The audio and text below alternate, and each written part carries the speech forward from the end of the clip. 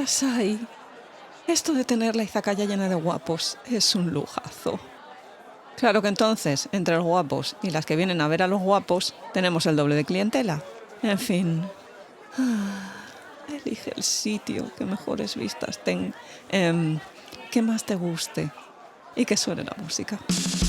Arigato, hey, arigato, arigato gozaimasu, arigato, hey, arigato, arigato gozaimasu, hey, hey, hey, hey, hey, hey, hey, arigato, hey, arigato, arigato gozaimasu, hey, hey, hey, hey, hey, hey, somos. Hola gente, aquí Kitsune de Historias de una Izakaya. Vamos a ver cómo os puedo explicar esto yo hoy. Por lo pronto una advertencia, si vais a estar escuchando esto mientras lleváis a los niños al colegio en el coche o con menores cerca, por favor abstenerse, porque voy a estar tratando una serie de temas que van a hablar a veces de sexualidad. Y segundo, agradecer a dos oyentes de la Izakaya, que son Rotsuko en Twitter y Begoña en Discord, por insistirme en que tenía que hablar de este tema. Porque lo cierto es que llevo dándole vueltas a la cosa de las masculinidades en Asia desde hace bastante tiempo. Principalmente me estaba centrando mucho en el tema de China porque desconocía algunas de las cosas que están relacionadas con todos los follones que está habiendo con el danmei y con las prohibiciones y demás, que luego os voy a comentar sobre ello, pero primero quiero seguir una serie de pasos, ser un poquito ordenadita aquí, ¿no? Pero la cuestión es que cuando te metes en ese lío, es un lío muy profundo, es un pozo sin fondo y realmente es que el tema da como para, no una tesis doctoral, varias. Y lo cierto es que las hay, he descubierto algunas muy interesantes, pero lamentablemente ni siquiera están publicadas. Así que a veces veía alguno de los títulos y decía, ¡ah, esto es súper interesante! Bueno, pues no hay manera de acceder a ello. Lo cual no quita para que hoy me siente aquí e intente daros toda la información posible y más. Pero vamos al grano. Hoy voy a hablar de Boys Love, voy a hablar de yaoi, voy a hablar de shonenai, voy a hablar de danmei, voy a hablar de relación homosexual en una pareja masculina y por ende haré alguna mención al yuri o baige, que son las relaciones lésbicas porque son las grandes olvidadas en estos temas. Habitualmente cuando se trata este tema siempre se inicia con una introducción a cómo era la homosexualidad en Asia en la antigüedad. Principalmente para establecer un contraste entre entonces y ahora, porque en ese momento se tenía una idea muchísimo más laxa de lo que se tiene en este momento sobre la homosexualidad. Pero cuidado ahí porque os recomiendo que escuchéis el programa que hice sobre Takarazuka en el que hablo de que sí, bueno, para los hombres estupendo, una manga ancha tremendísima, pero cuidado porque el tema de las mujeres no fue tan sencillo nunca. Lesbianas, a verlas las hubo y a verlas haylas. Pero el tema tiene muchísima más miga de lo que parece en la superficie. Y con ellos 3/4 de lo mismo. Sí, muchísima tolerancia con el tema de la homosexualidad masculina, pero dame nietos. La máxima era tú acuéstate con quien te dé la gana, pero dame nietos. A eso yo lo llamo tolerancia a ratos, Cuidado. Y de eso pasamos de repente a la edad contemporánea en la que todo se va al carajo, con perdón. Y la gente que no está puesta en tema historia se lleva las manos a la cabeza y se pregunta ¿pero qué ha pasado aquí? Pues en gran parte lo que ha pasado aquí fueron los occidentales. Y que para poder jugar de igual a igual con las naciones occidentales había que ponerse al mismo nivel ético. Y ese nivel ético fue la moralidad victoriana del siglo XIX. Eso, mis queridos niños, se llama colonialismo cultural. Y si pensáis que eso no se da ahora, estáis muy equivocados porque cualquier niño crecido en los 80 es producto de una influencia colonialista cultural de los Estados Unidos. Gracias. Y suma y sigue, La cosa no termina ahí. El problema es que todas esas introducciones tan sesudas, tan estudiadas, tan elaboradas, en sí no tienen absolutamente nada que ver con el yaoi. En sí, todo eso se queda siempre a un nivel superficie. Que sí, todo muy bonito, todo muy interesante, todo muy histórico, pero el origen de todo esto no tiene absolutamente nada que ver con la homosexualidad. No fue un producto de autores o autoras homosexuales, no fue un producto destinado a la población homosexual. En muchos casos ni siquiera ayudó a la población homosexual y no trataba ningún tema que realmente interesara a la comunidad homosexual, por no hablar de la comunidad trans y todas las líneas de identificación dentro de la comunidad queer. Asexuales, ¿qué es eso?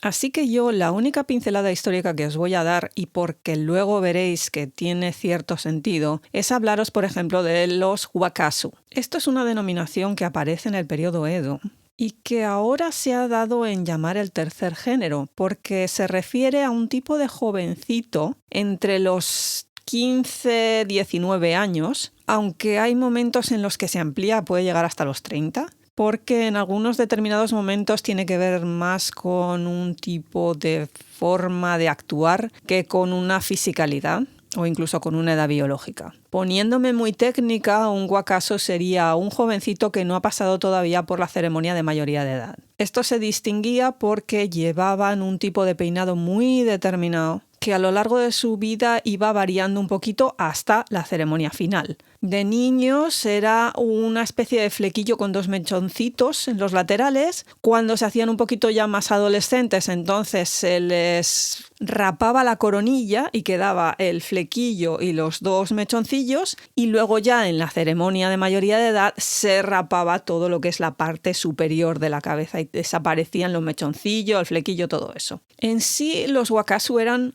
guapos. Guapos con una belleza un tanto andrógina, que hasta su edad adulta normalmente estaban dentro de una relación que era de nenja y wakasu. El nenja era un hombre adulto que se supone que mantenía una relación sexual con este wakasu hasta que cumplía la mayoría de edad. Una especie de mentor, una cosa como muy de cuando la antigua Grecia, lo cual no quitaba para que el wakasu tuviera también relaciones sexuales con mujeres. Yo añadiría que en muchos casos bastante desiguales, porque en muchos de los grabados que he visto, normalmente la mujer es la que está atacando sexualmente al wakasu.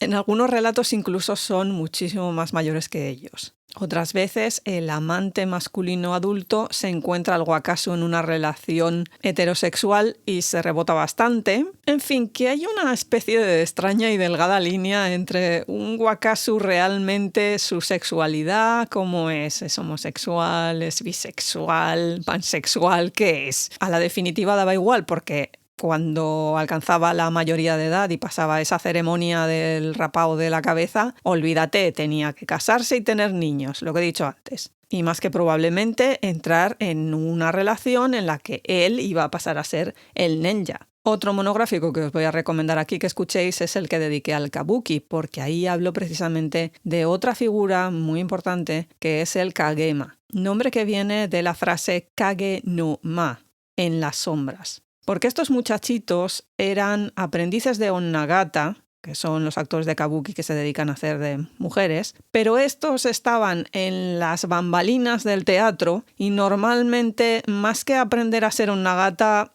se dedicaban a labores de prostitución encubierta. Lo que pasa que estos ya son otro nivel, obviamente, y además la estética que tienen es un pelín diferente a lo que estaba mencionando los wakasu, y no le veo la relación tan directa con lo que es el tema yaoi. Así que os pido que os quedéis mucho con esta idea del wakasu para enlazar luego con una serie de cosas que voy a hablar. Porque en vez de meterme a hablar de libros, de series, de no sé qué, de películas, voy a haceros una línea temporal y cronológica de cómo surge esto, de cómo deriva y por dónde va pasando. Porque habitualmente la gente se piensa que esto salió por generación espontánea en cada sitio y eso no es así. El origen, como todo en esta vida ya casi, cada vez que hablamos de un tema de Asia, está en Japón. Le duela a quien le duela, le pique a quien le pique. Lo siento mucho en el alma, el origen está en Japón. Punto. En concreto, finales de los 50, principios de los 60, con una tendencia en la novela que se llama Tanbi Shousetsu.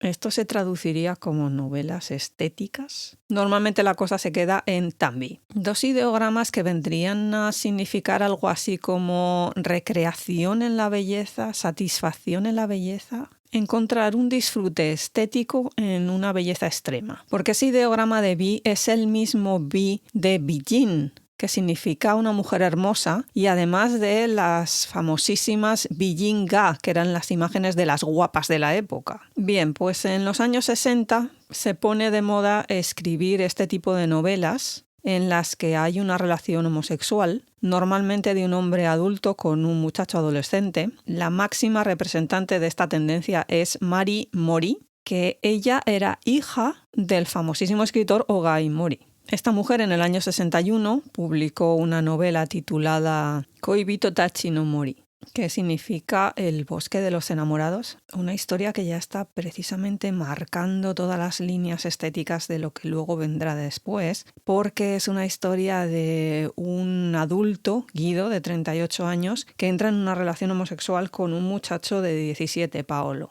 Veis aquí que la temática precisamente japonesa no es. Y es que las novelas Tambi normalmente están ambientadas en escenarios occidentales porque siempre van buscando cierto escapismo y que, claro, la inspiración la tomaban de obras occidentales. Principalmente yo creo que para crear ese ambiente estético tan refinado que buscaban en esas novelas. En sí a mí me parecen una especie de AU, Alternate Universe fanfiction, de temáticas occidentales, muy parecido a lo que se hace, por ejemplo, ahora en AO3. 50 sombras de Grey sale de un fanfiction de Twilight.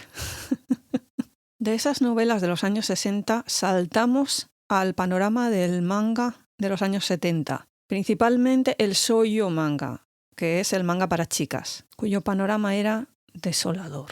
Permitidme que os explique un poquito cómo era aquello, porque merece la pena. Vamos a ver, yo voy a dar por descontado que la gente de la izakaya conoce quién era Osamu Tezuka. Si no le conocéis, pasad a leer su página de la Wikipedia. La cuestión es que este señor en ese momento había revolucionado el mundo del manga porque había introducido una serie de temáticas muchísimo más adultas llamadas gekiga dentro de lo que era el manga para jovencitos o shonen. Así que normalmente la línea de publicación era: tú te iniciabas como dibujante de manga en el shoujo, el de chicas, y luego una vez que ya habías alcanzado cierta familla, te graduabas a dibujar para los cómics de shonen. Y bueno, ya si aún encima podías permitirte el lujazo de tratar temas así más serios, más psicológicos, más implicados, que eran los gekiga, ya el colmo, ya habías llegado al tope de tu fama. Eso lo que provocaba es que el manga para chicas fuera una cosa de principiantes y al que no se le daba muchísima importancia. Y por supuesto, olvídate de temáticas profundas o que fueran algún tipo de cosa un poquito más elaborada que la muchachita en el instituto y el interés amoroso totalmente absurdo. Aquello no tenía amiga, aquello no tenía nada, aquello no tenía profundidad alguna. Porque claro, las chicas pues que van a leer, ¿no? Esas cositas de chicas. Siempre se ha dado por sentado que nosotras éramos incapaces de ir mucho más allá de 4 cositas simples. No os creáis que esto era muy diferente en Occidente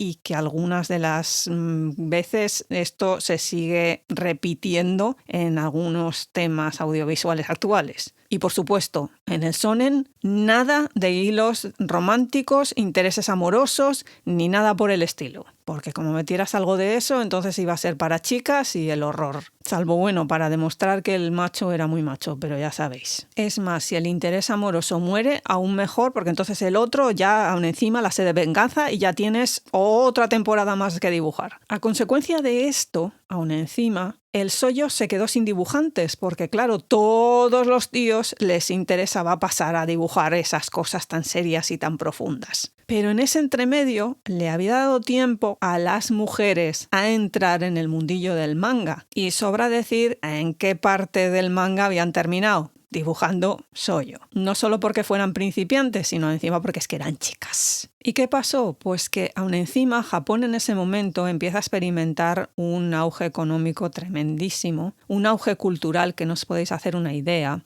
Y realmente todos los movimientos feministas y de desarrollo cultural de la mujer empiezan también en Japón en ese momento. Recordad que además Japón estaba metido en una reconstrucción brutal del país después de la Segunda Guerra Mundial y que estaba rompiendo con modelos ultramilitaristas, ultranacionalistas, para integrarse en ese nuevo mundo cultural que aún encima era muchísimo más global. Bien, pues esas mujeres forman lo que se llamó el Grupo del año 24. Un nombre que no se pusieron ellas, sino que se lo puso el crítico de manga Tomohiko Murakami. Supuestamente hace referencia al año Showa 24, que sería 1949. Ya sabéis que Japón a veces calcula por eras correspondientes a los reinados de los emperadores, en este caso Showa. Pero como todo en esta vida, cuando se mete un crítico, y más un crítico de manga masculino, parece ser que la denominación tenía que ver con el año en el que habían nacido todas ellas, pero prácticamente ninguna había nacido en el año 49.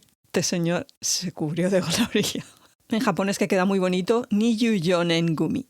Estas señoras se ponen manos a la obra e empiezan a innovar dentro del shoujo manga y a introducir temáticas de la ciencia ficción, del rock and roll, historias con una profundidad psicológica mayor, temas más adultos, más del interés del día a día de las mujeres, temas muchísimas veces muy cercanos a las vivencias de las adolescentes en ese momento. No son personajes pasivos. No es la muchachita fascinada por el tipo. A ver, no me voy a poner a analizar cada una de las obras de estas señoras, pero creo que merece la pena mencionarlas. Son Yasuko Aoike, Moto Hagio, Ryoko Ikeda, que esta es la de la Rosa de Versalles, Toshie Kihara, Minori Kimura, Yumiko Oshima, Nanae Sasaya, Keiko Takemiya, Mineko Yamada y Ryoko Yamagishi. Independientemente de lo que opinara el crítico este de manga, la realidad es que el origen está en una cosa que se denominó el Oizumi Salón, que en realidad fue un apartamento que alquilaron en Oizumi Gakuen-cho, en Nerima, Tokio, las mangakas Moto Hagio y Keiko Takemiya durante los años 1971 a 1973. Moto Hagio sería más tarde conocida como la diosa del shoujo manga, para que os hagáis una idea. Y bueno, por este apartamento pues pasaron el quién es quién del shoujo de ese momento, y ahí es donde se crean las bases de esa nueva rama del shoujo manga, del manga para chicas. Yo creo que aquí está la clave. Para chicas. ¿Qué sería el Shonen Ai? Amor entre muchachos, cuyo argumento siempre giraba en torno a la relación sentimental de dos jóvenes bisonen, que en realidad la palabra lo que designa es un joven con una belleza ambigua, guapísimos, pero siempre rozando esa extraña línea que ya os mencionaba cuando hablaba de los wakasu. ¿Veis por dónde iba? Además, precisamente esa palabra Shonenai, en un momento determinado en la historia de Japón, llegó a denominar las relaciones de naturaleza pederasta, un término que desde luego no le beneficiaba mucho. Y llegan los 90, con un boom absoluto de los doujinshi, que son los mangas hechos por gente no profesional. Una especie de fanfiction también, se podría decir así, porque normalmente tratan temas de los mangas más famosos, adaptados a las historias que les da a ellos por contar o a ellas. Y en el caso del Shonenai, la cosa se va de la parra totalmente, porque en muchos casos lo que hacen es que pillan personajes del shoujo manga masculinos y los meten en relaciones totalmente homosexuales entre ellos. En historias muy subiditas de tono. Más 18, todas y muy bestias. Tanto que los críticos llegan a denominar al tema este como Yamanashi, sin clímax, Ochinashi, sin punto, sin argumento, y Minashi, sin sentido. Si lo mezclamos todos es Yama, ya, Ochi, o, Imi, i, yaoi. Y las dibujantes, en vez de decir, fíjate tú cómo se han metido con nosotros, les encanta el tema, abrazan el nombre con orgullo y venga ahí, esto se va a llamar yaoi. Si no habéis escuchado nuestro programa sobre el origen de los doramas, ahí tenéis una descripción muy detallada de cómo es el ambiente cultural en los 90 y cómo la cosa explota en los 2000 y se desparrama por todo Asia. El yaoi y el doujinshi no se quedan atrás y siguen esta misma línea. Tanto es así que algunas temáticas yaoi empiezan a empaparlo todo y, por ejemplo, las clamp, famosísimas, introducen ciertos elementos del yaoi en algunas de sus historias que parecen normalmente destinadas a shonen. Y es que se empieza a admitir también un poquito toda esa temática, a veces un poquito solapada, un poquito de fondo, que más o menos tienes que entender entre líneas qué es lo que se está dando ahí. El crecimiento en ventas, en fans, es exponencial. Tanto es así que en el 2007 hay un sector del manga que la cosa les pica, les molesta, porque claro, el sector que más consumía este tipo de manga era el femenino. Tenemos a un grupo de gente que mi shonen que no me lo toque nadie. Fíjate tú, estas tías que han venido aquí a emparejar a nuestros héroes y protagonistas como si esto fuera jugar a las casitas, y las llaman fuyoshi, que significa chica podrida, que como todo en esta vida les rebotó porque las fans encantadas de la vida de llamarse así. Y encantadas de la vida de sipear a todo el mundo, aplicando un modelo que sería el de Seme, que es el personaje masculino dominante en la relación, y el Tuke, que sería el personaje pasivo. Esto aplicado a todo. Todos los sipeos que tenían un Tuke y un Seme. Por cierto, que a estas alturas ya había algunos chicos metidos también en esto del sipeo y se llamaban fudanshi. De todos modos, a la hora de la verdad, el manga por y para gays se llamaba Bara, que significa rosa, rosa la flor. Y os aseguro que las temáticas son muy diferentes al yaoi. A partir del 2000 sí que empiezan a aparecer algunas temáticas gay en lo que es manga boy love, pero realmente no corresponden con lo que la sociedad japonesa tolera y lo que es la sociedad japonesa. Así que la cosa queda siempre como muy descolgada. Pero luego hablaré de cómo está la cosa en la actualidad. Ahora vamos a cuándo es que salta el charco y el yaoi aterriza en Corea. Recomiendo que os escuchéis el programa que dediqué a la ola coreana y Winter Sonata porque hablo por ahí de algunas cositas que pasaron. Bien, teniendo en cuenta que Corea sale de los 80 renqueando porque sale de una dictadura militar muy fuerte y que hay que tener en cuenta que durante muchísimos años después de la Segunda Guerra Mundial se prohíbe cualquier tipo de manifestación cultural que venga de Japón.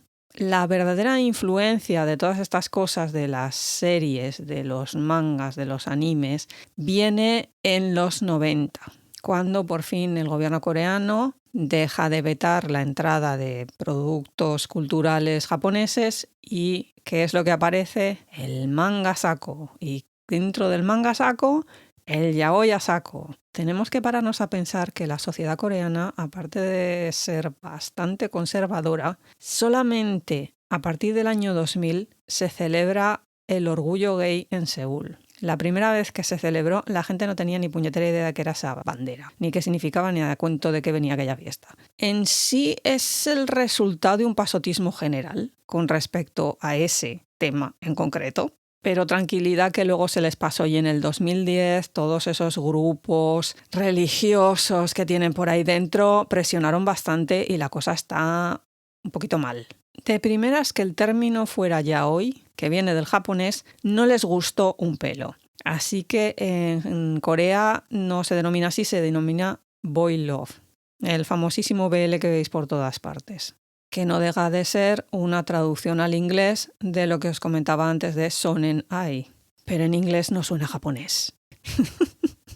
La verdad es que entró con mucha fuerza, las coreanas enseguida se apuntaron al carro de esto del boy love, luego encima salen los webtoons y las web novels y aquello todavía contribuye aún más a que la cosa aumente. El principal problema ya os digo que es lo conservadores que son y todos esos grupos religiosos que tienen por ahí. Aparte de una crítica destructiva a todas las fans, porque a lo que viene a decir es que realmente es una especie de fantasía sexual. No utilizan lo de fuyoshi porque, claro, volvemos a la misma, sonaría demasiado japonés, pero lo que vienen a decir es que algo les pasa en la cabeza a estas chicas. Aunque la gran contribución a todo esto ha sido el K-pop, porque reafirma una vez más ese aspecto del bisonen y aún encima le da otra vuelta de tuerca muy propia de Corea, que es esto de las demostraciones físicas de afecto, que favorece muchísimo el que las fans aún los líen más, se monten grupos de fans que sipean a unos, que sipean a otros. Sipear es montar relaciones imaginarias o reales entre dos actores que te gustan, dos cantantes que te gustan, aunque no sean reales. Que en el caso del K-pop a veces es una estrategia comercial, es lo triste del caso en esto, ¿no? Que a veces realmente las fans montan este shipping, y entonces los propios productores del grupo dicen, mira, podemos aprovechar esto, y entonces fomentan esas expresiones de cariño entre ambos para que eso alimente aún más a las fans y así sea una especie de rueda infinita que se retroalimenta a sí misma. A ver, yo no estoy ni a favor ni en contra, estoy totalmente fuera del mundo K-pop, ¿de acuerdo?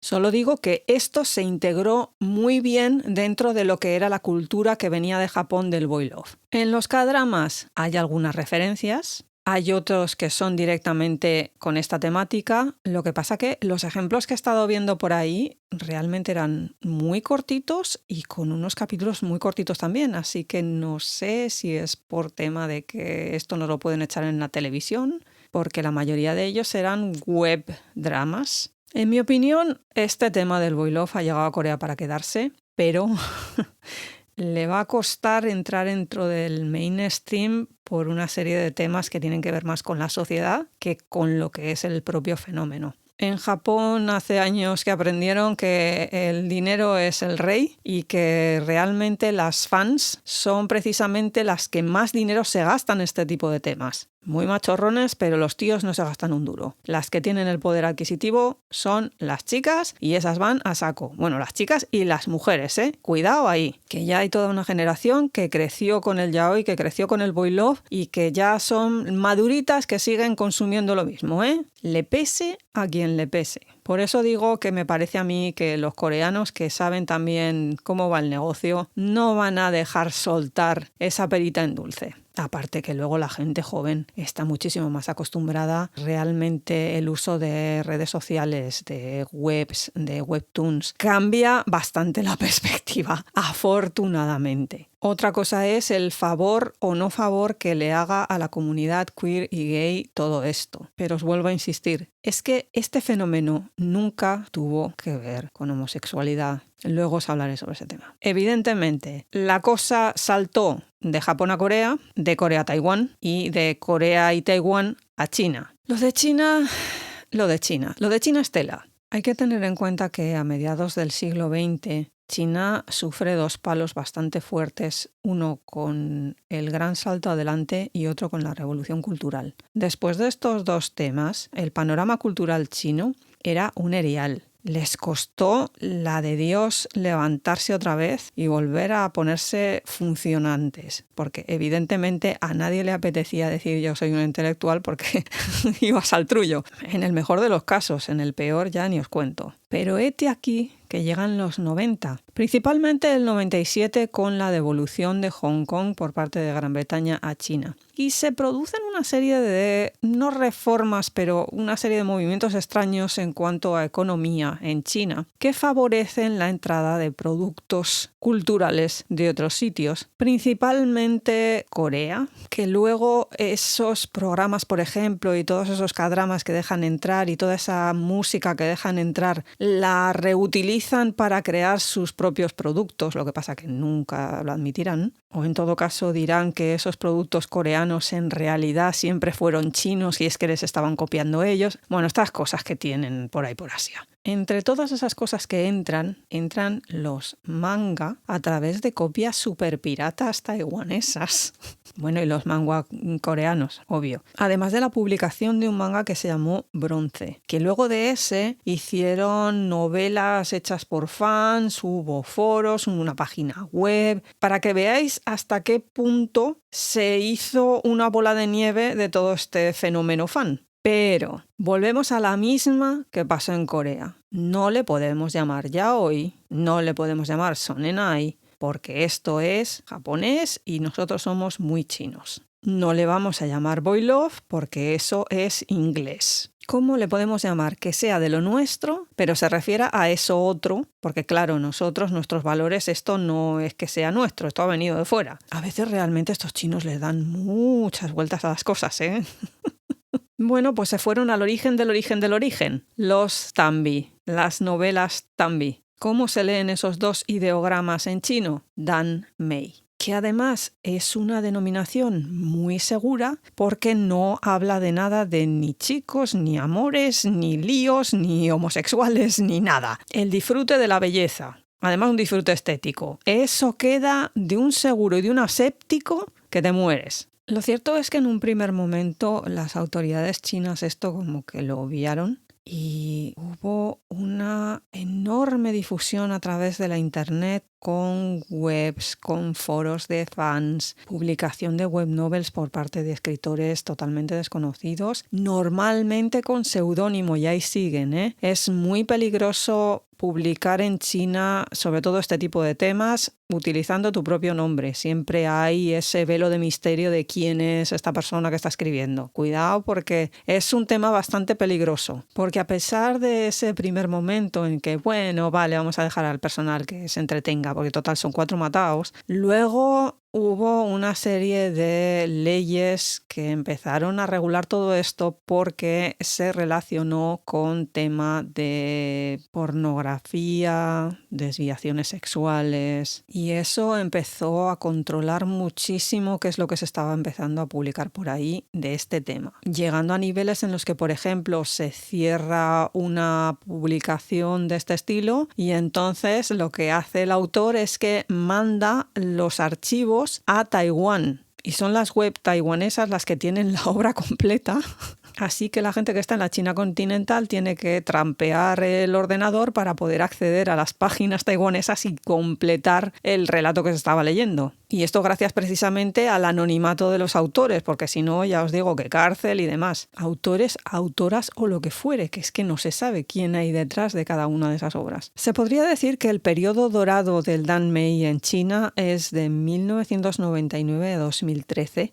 1999 que coincide con el momento en el que se empiezan a publicar foros en la internet acerca de yaoi, y luego 2013 es la fecha hasta la que se publica una revista que se llamaba The Mei Season, a pesar de que estaba bastante prohibida, pero sin embargo ahí siguió publicando hasta que, ya veis, la cerraron. Otra cosa característica precisamente de ese periodo fue la publicación de web novels, pero sin cobrar. Luego ya la cosa se comercializó bastante y uno de los ejemplos más famosos de esto fue la Jinjiang Literature City, que es, digamos que una editorial en internet que se dedica no solamente a publicar Dan Mei, publica otra serie de cosas también, pero entre ellas está este tema, que sigue en funcionamiento, primero porque es de pago y segundo porque pusieron una especie de cláusula en la que pedían a los lectores que si por favor veían alguna obra así chunga y tal que les parecía mal, entonces les pusieran en comunicación con ellos y se borraría de la página de inmediato.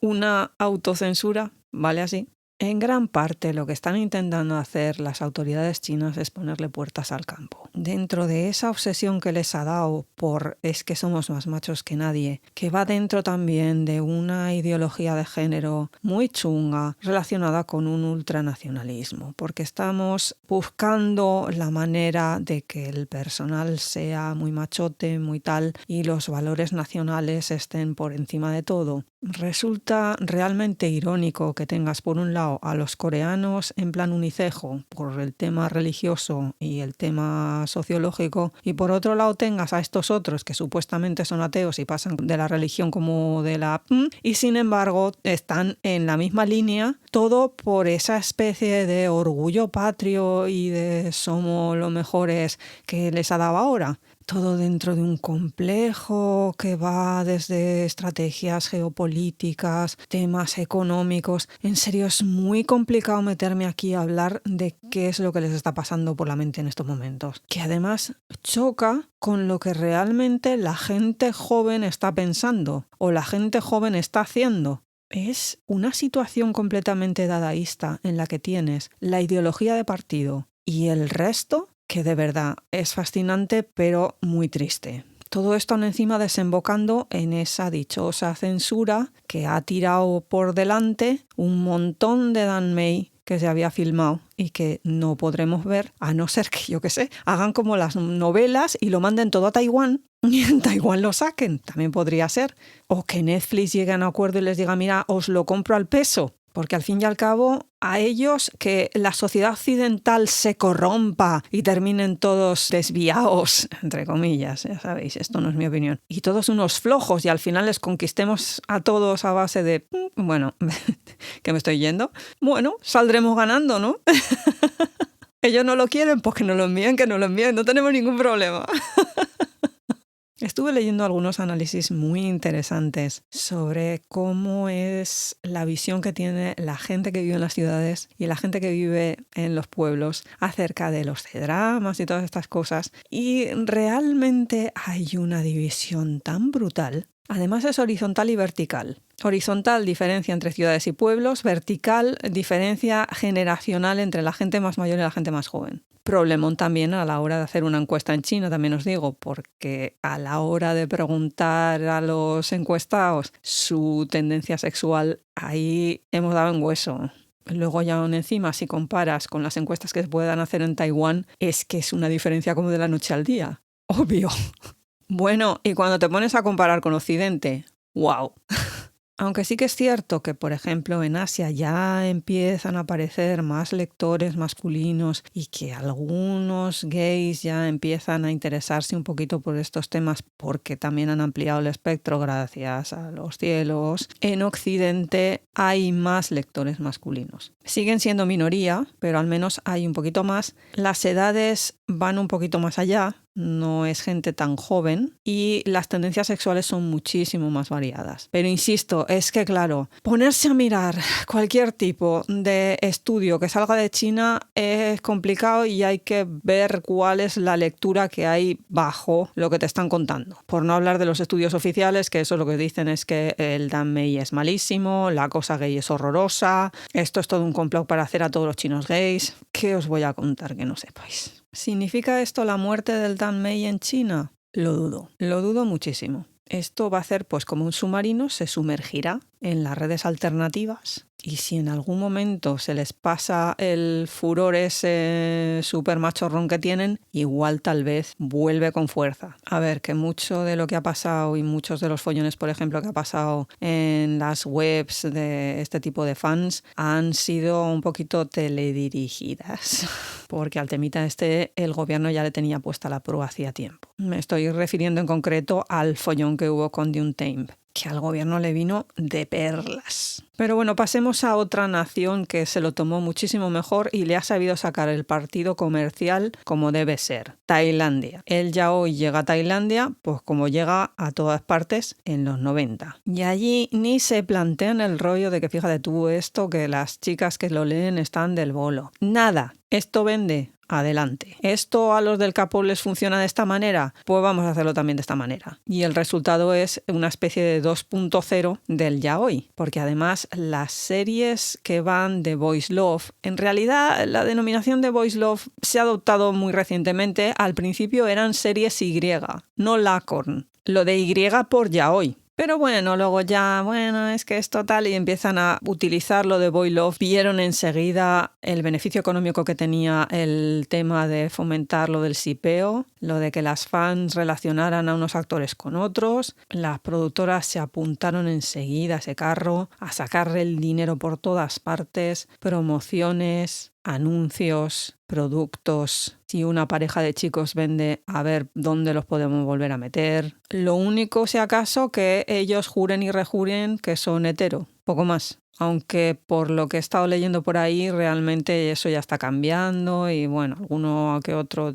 ha salido del armario. Pero esa es la solución al misterio de por qué sale tanto boy love de Tailandia. La pela. El dinerito fresco. Amasa una cantidad de dinero. El mercado del boy love en Tailandia, brutal, porque además es que eso lo exportan luego a todos esos países de alrededor que también consumen el tema. Porque en Filipinas arrasa el tema yaoi. Mucha de la información que os estoy dando hoy viene de una conferencia a la que asistí en la que había una investigadora japonesa, un investigador australiano que trata el tema coreano y más ahora el tema tailandés, una chica que era filipina y una coreana. Y desde luego la filipina dio testimonio de cómo el movimiento yaoi está aumentando exponencialmente. Habrá que prestar atención a ver qué es lo que sale.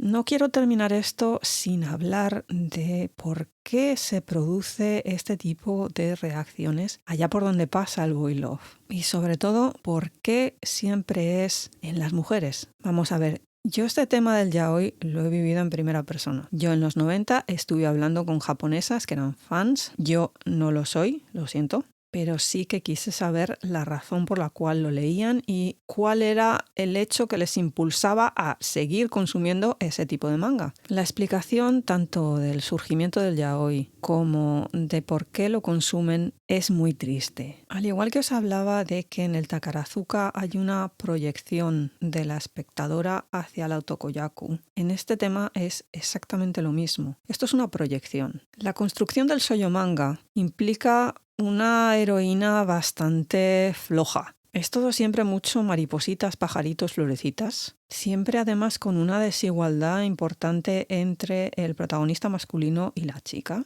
Con una repetición de los roles de género muy fuerte y muy marcada. Ríete tú cuando yo hablaba de las diferencias entre la tokoyaku y la musume-yaku, porque aquí son llevadas al extremo. Así que cuando las japonesas necesitaban buscar una salida a toda esa construcción de género horrorosa que dominaba sus vidas, la mejor fantasía que se podían echar a la cara era el yaoi, porque la relación que se establece en la pareja homosexual es al mismo nivel, son iguales. Aparte que fantasear con unos personajes que son homosexuales es 100% seguro. Porque la historia que te van a contar no va a estar dentro de esa rueda de el personaje que domina a la chica y entonces la chica... Aquí siempre hay un término de igualdad. Aparte que no entran en según qué cosas también que son muy típicas del shoujo y que pueden resultar bastante cargantes. Porque llevan mucha moralina detrás. Y claro, tú